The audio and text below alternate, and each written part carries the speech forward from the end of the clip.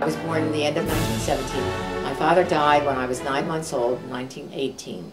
So mother lived with her mother for a couple years. And then my grandmother was a widow, and she remarried. So then they went on down to Florida. Grandpa Ketman was a builder, and he went to Florida when that was just, growing. And so that left mother alone. So my other grandmother, Grandma McNellis, took care of Jimmy. And that's how he went to her house, and that's why he always lived with her. And then mother remarried, and then we moved to Germany. Graduated from high school in '36, and I always wanted to be a nurse, so I applied at Abington Memorial Hospital, and I went in. And in those days, you lived at the hospital, so I was there for 3 years. I would come home on weekends, but I had to be in every night at 10 o'clock. And anyway, when my 3 years was up, that was on a suburb of Philadelphia. Okay. And it was easy. I could go there by streetcar if I had to. But usually my father. Then when the war started, then I volunteered. And a friend of mine, a nurse friend of mine, and we volunteered. And we were called in, and we had to report January down to Fort Story, Virginia.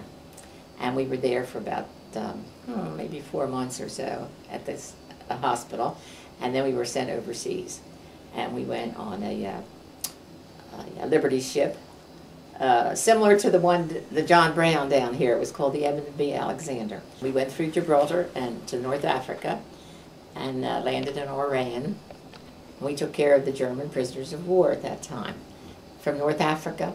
And they couldn't understand us, because they didn't speak English a lot. And that was very nice because the war was beginning to end. But we were getting ready to come home, and we went down to Marseille, and we were to sail home. And I met my brother Walter. Always had this. He was on his way. He had been in England, and he was on his way over to Japan. And so he got on the ship, and I said goodbye to him. And then here the war ended, and he got home ahead of me.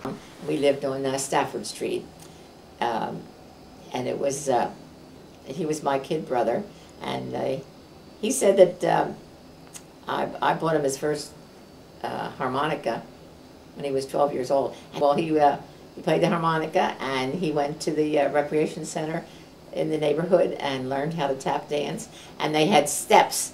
They used to have a little set of steps, and they'd tap up and down. He and Father Joe, too. And then here the war ended, and he got nurses that I knew that lived down here in Baltimore. And one of them was getting married.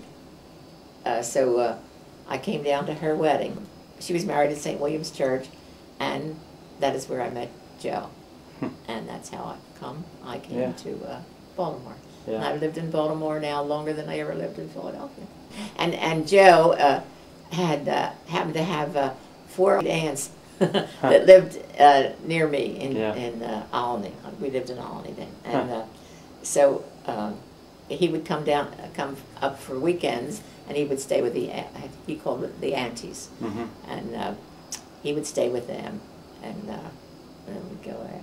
Yeah. I used to meet him at the train. He'd come up on the train, and I'd meet him at the train station, the Reading station, down on Broad Street. Yeah. Wow. So then we got married, and so anyway, then I finally came to Charlestown, and I've been here 3.5 years, and I'm very happy that I came here. It's very nice living here, and I don't have to worry about the snow or raking the leaves or things like that.